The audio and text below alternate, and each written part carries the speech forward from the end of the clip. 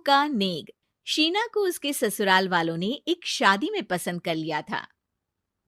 अरे वो लड़की तो बड़ी प्यारी है, मेरे बेटे अमन के लिए बात चलाओ ना। बस फिर क्या था, किसी रिश्तेदार के दखल से दोनों की शादी हो जाती है। लेकिन शीना की सास पारुल और उसकी देवरानी आसपास ही रहते थे। शादी के बाद शीना कहती है, सुनिए जी, ये चौका छूने की क्या रस्म होती है, जानते हैं क्या आप? अरे नहीं यार। हाँ, पर मम्मी को चाची से बोलते सुना था कि आज तुमको किचन की जिम्मेदारी देंगे, तो वो लोग आ रहे हैं खाना खाने हमारे घर। हे भगवान, ये कैसी रस्म है? साड़ी पहनकर किचन में खाना बनाना, ये तो कंप्यूटर की कोड को डिकोड करने से भी ज्यादा मुश्किल काम है। अरे चिंता क्यों करती हो, माँ है ना, सब संभाल लेंगी, वो बहुत समझदार है। शीना को भी पति की बात ठीक लगती है। वहीं घर पर शीना की चाची सास, ससुर और उनकी बहू खाने पर पहुंचते हैं। शीना की चाची सास उसकी सास से कहती है, अरे कहाँ है दीदी, आप अभी भी किचन में हैं क्या?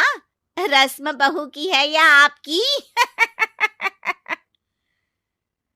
चाची की बहू कहती है, और हमारी चौका छूने की रस्म थी तो हम तो सुबह 4 बजे ही किचन में पहुंच गए थे।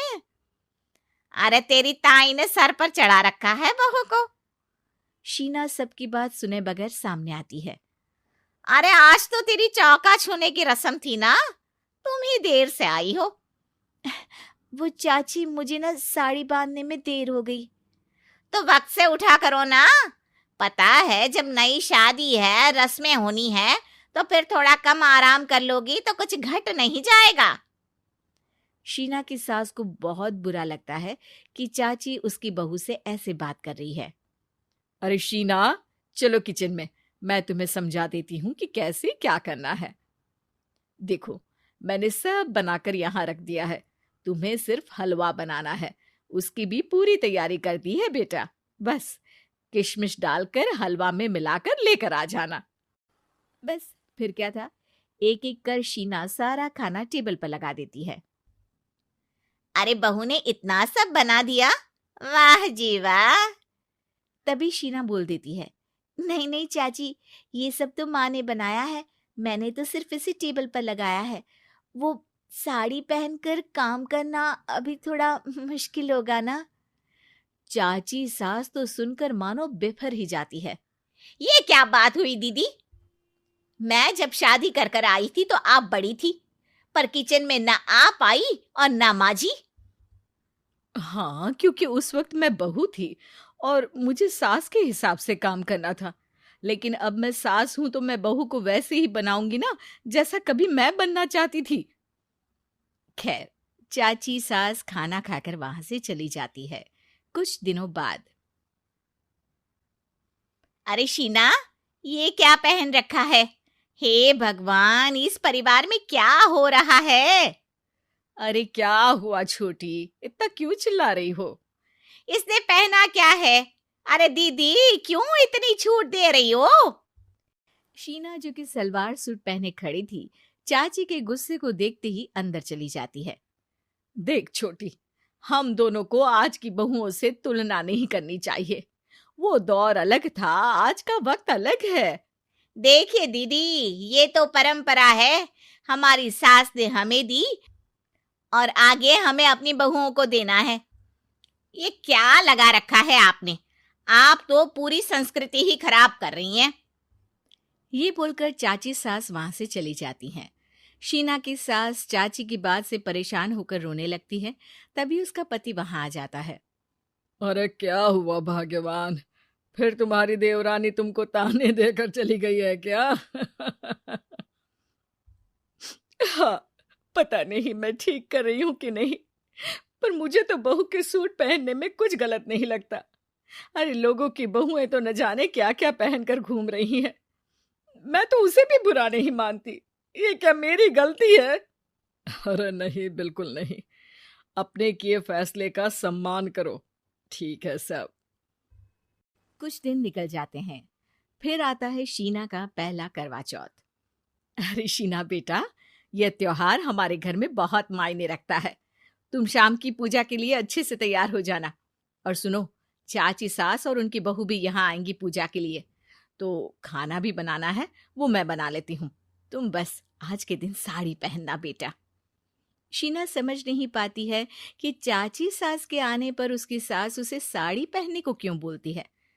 नहीं नहीं माँ जी, मैं सारा खाना बना लूंगी, आप उसकी चिंता ना करिए, अब तो मैंने सब कुछ सीख लिया है। शीना की सास उसकी बात पर खुश हो जाती है। छोटी को पता न चले कि मेरी बहू घर में सूट पहनती है, तो मैंने आज साड़ी पहनने को बोल दिया। क्यों लोगों को बिना वजह बात बनाने का मौका दें। शाम को सब पूजा पाठ करके बैठे होते हैं कि चाची सास की बहू चाची सास से कहती है, माँ जी, आज के दिन तो आप लोगों के घर बहुओं को नेक दिया जाता है ना। हाँ हाँ बहू, बोलना, तुझे तेरी सास से क्या चाहिए। हाँ शीना बेटा, तू भी बता दे कि तुझे क्या चाहिए। मम्मी जी, मुझे ना आपका वो रानी हार चाहिए जो आपने अभी पहना है। चाची सास थोड़ा हिचकिचाते हुए कहती है, हाँ हाँ हाँ, ले लेना, सब तेरा ही तो है। तुझे कौन सा हार चाहिए बहू? माँ जी, मुझे नेक में आपसे परमिशन चाहिए कि आप मुझे नौकरी की इजाजत दें। आप तो जानती हैं कि मैं और ये एक ही कॉलेज में एक ही क्लास में साथ में थे, लेकिन आज वो कहाँ है और मैं कहाँ।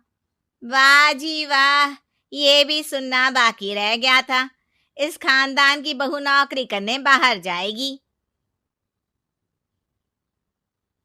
और मैं भी तो इंटर पास हूँ, पूरे सेकंड डिवीजन, लेकिन कभी मजाल है कि नौकरी की बात की हो। पर दीदी, मैंने एमबीए किया है, वो भी बड़े संस्थान से। तभी शीना का पति और ससुर भी वहां आ जाते हैं।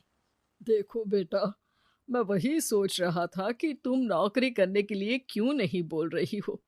मुझे लगा शायद तुम नौकरी करना नहीं चाहती हो। नहीं पापा, वो तो हमेशा से ही कुछ नाम कमाना चाहती है। अपने माता पिता को भी इसने कहा था कि वो आप लोगों को अपनी तरह से समझ लेगी। सास को शांत दिखकर शीना कहती है, मम्मी जी, मैं वादा करती हूँ, घर का सारा काम करके ही ऑफिस जाऊंगी। खाना पीना किसी भी चीज के लिए घर वालों को परेशानी नहीं होने दूंगी। वक्त से पहले उठूंगी और काम वाली को भी हटवा दूंगी। शीना की बात सुनकर सास हंस पड़ती है। अरे शीना, ये ज्यादा हो गया हाँ। बिल्कुल काम करो बेटा, पढ़ी लिखी हो, नौकरी में अच्छा कर सकती हो। जरूर बेटा, दिया तुम्हें तुम्हारा नेग। हाँ, पुरानी परंपरा जरूरी नहीं कि अच्छी ही हो, कभी कभी बदलाव लाना